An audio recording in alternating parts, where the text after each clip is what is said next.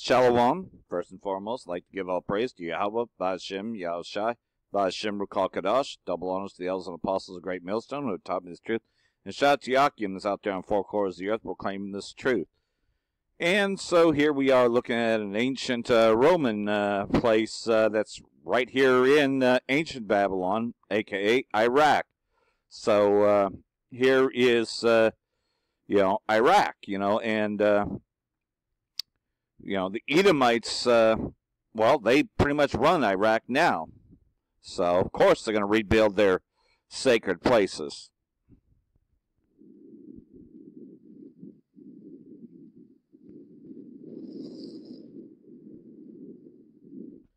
And was Pompeii not destroyed? It kind of reminds you of Pompeii in a way. Look at this, though. I mean, all this money being spent.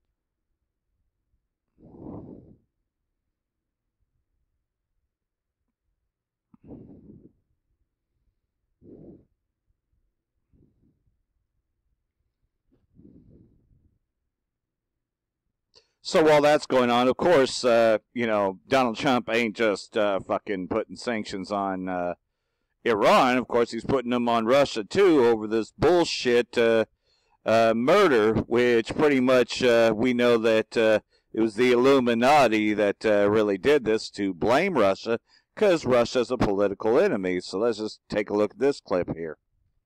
Condemnations rolled in back in March when Sergei and Yulia Skripal were poisoned by the nerve agent Novichok at their home in Salisbury, England. After a British investigation found that Moscow was responsible for the assassination attempts on the former spy and his daughter, a diplomatic tit-for-tat ensued, with Britain, the United States and other allies expelling scores of diplomats, and Moscow doing the same. But from Washington, no sanctions were levied, and no formal blame was issued. After pressure from lawmakers and accusations the White House was dragging its feet on the issue, the U.S. State Department announced Wednesday that sanctions would take effect by the end of the month, and that if Russia doesn't prove it no longer uses chemical weapons, even tougher sanctions will be rolled out in 3 months' time.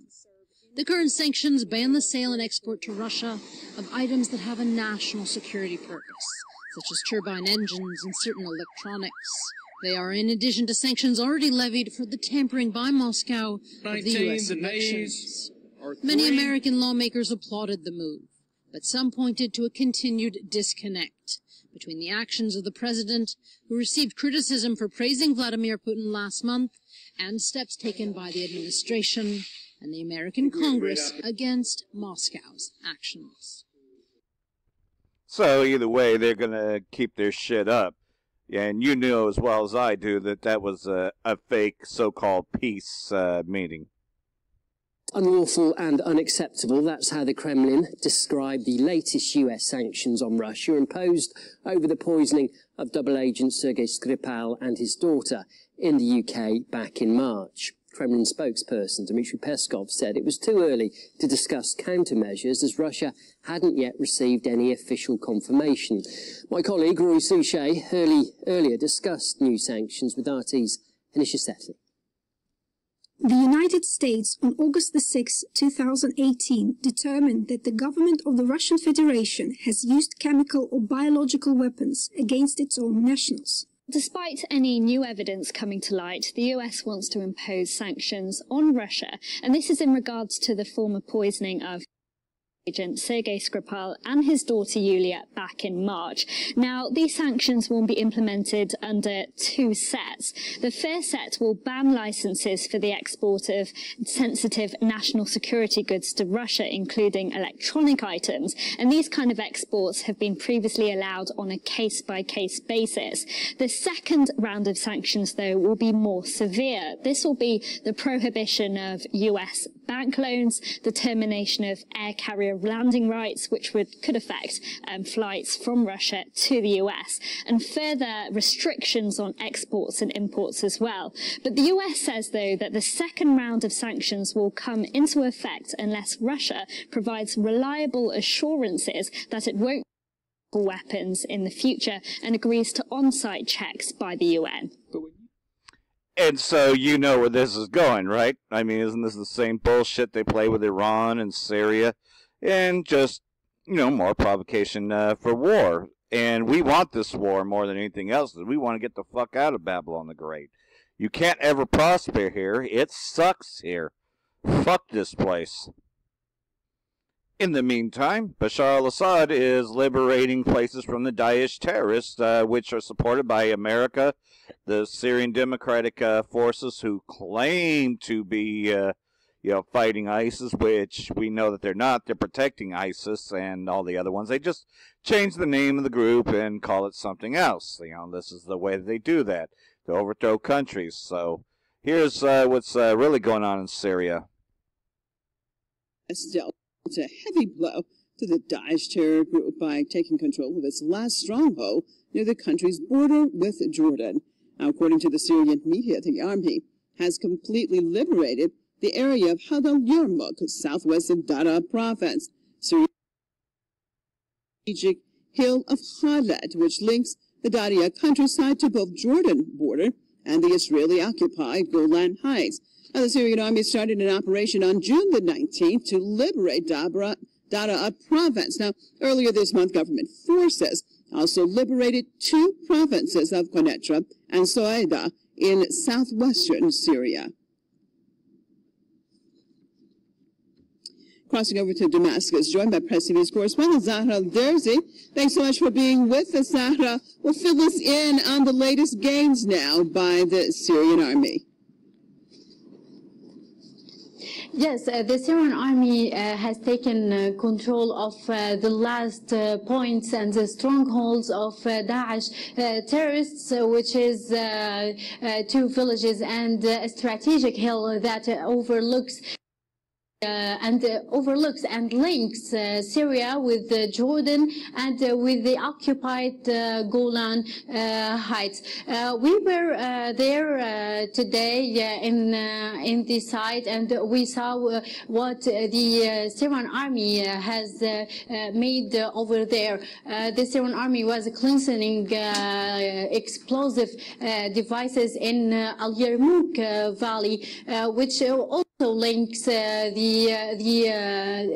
Syria with Jordan and the occupied Golan Heights. This is a strategic gain for army because the Syrian army now is in positions that is facing the Israeli observatories, and there are also a point for the UN that visited the area, according to a military source on the ground, visited the area 10 days ago and are preparing to be deployed again in the demilitarized zone. The Syrian army has cleaned all the area that over the Syria-Jordan border. Still there is the last Daesh positions that are liberated, but still Syrian army want to continue its operation to clean the explosive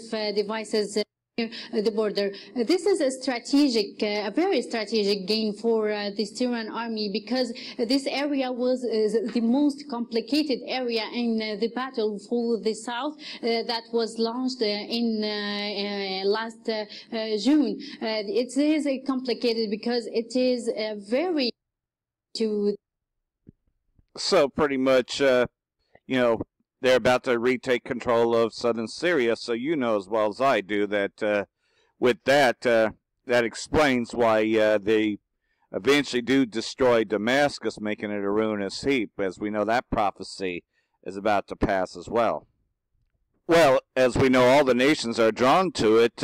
Now China, better known as Moab, is also drawn into this war. On the news that China is going to help the Syrian army in its upcoming offensive in Idlib. Let's remember the Chinese position regarding the Syrian war. So since the beginning of in Syria in 2011, China was actually supporting the Syrian government in its fight against terrorism, logistically, financially, in trade, and even politically, specifically in the UN Security Council, that China participated in several or vetoed several decisions alongside Russia in order to prevent the Western governments in legitimizing their regime change project in Syria. But what has changed now? I mean, the Syrian war is almost in its last stages, and the Syrian army liberated over 70% of the Syrian territories. Now Idlib is left, and the eastern shores of the Euphrates of Syria, which is in the hands of the so-called Syrian Democratic Forces. What is changed now is that in Idlib, which is located near the borders with Turkey, there are thousands of Uyghurs. They came all from western part of China. They came all the way to Syria to fight against the Syrian government. But their first to fight the Syrian government. This was in 2014, 2015.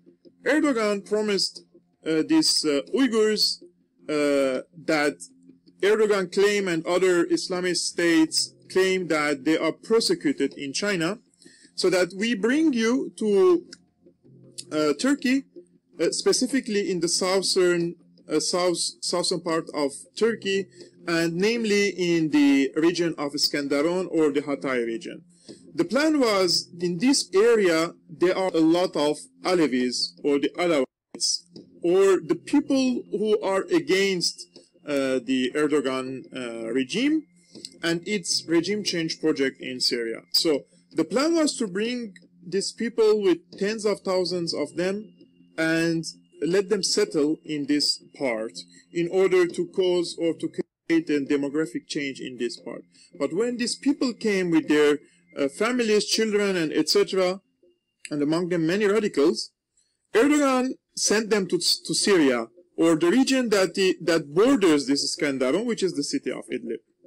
Now, the estimates between 5 to 20,000 Uyghurs live in Idlib.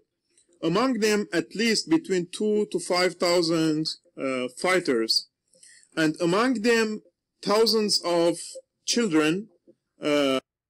They were trained by the Uyghurs and by Al-Qaeda and other Salafi terrorist groups in Idlib.